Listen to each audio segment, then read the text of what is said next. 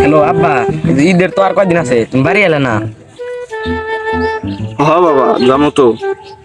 এই মালিকের টাকা টেকা দেয় নাই, ঈদের 2 দিন পরে যাবো। এই বাড়িটা আমার ছাড়াই তোমরা করো। তোমার ছাড়া আমি কোনোদিন ঈদ করি নাই, আর তুমি আসবা না, ভালো লাগলো না আব্বা খুব একটা।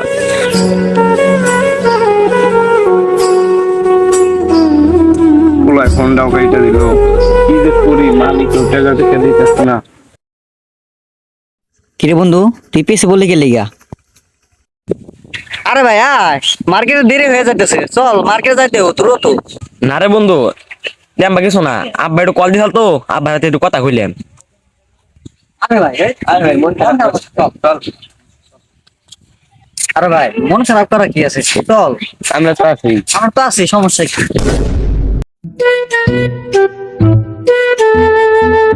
সাধারণ হাতে কি নামাজ পড়তে যাবো না?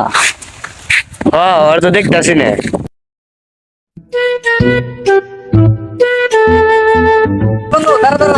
তুই কোথায় গেছিলি? তোরাই তো খুঁজতাছি, নামাজ পড়তে যাবি না? আর হ্যাঁ, নামাজ পড়বার নিতে আইছি, তোর কাছে যাবো না তাই। আরে ভাই তোর এই অবস্থা কেন? তোর পাঞ্জাবি নাই? আব্বা হইলো ঈদের মধ্যে আরো বাড়ি টাড়ি আসে নাই, তাই তো লই ঈদ এলো, মার্কেট টাইম করা হয়নি।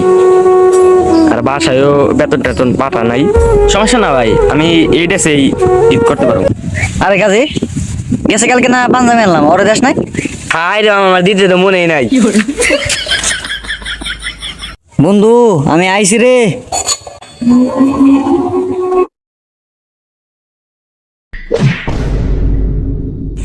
আইসি রে, তুই আবার অন্য গেলি কে? তুমি আমাদের কামটা ভালো করছ নাই, ভালো করলে না কামটা। তোর নালা তোর বন্ধু না গো না, দোকানিকে পাঞ্জাবি নিয়ে আইছি। পাইতে পাঞ্জাবি পরে এলা নামাজ পড়তাম না গো। এই আরে পাঞ্জাবিটা পরা তো। দাঁড়া দাঁড়া একটা রাখ।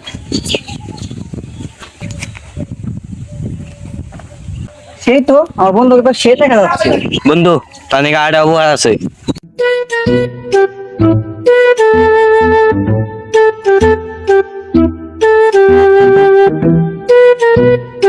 বাবা তুমি আমার যত খুশির কারণ,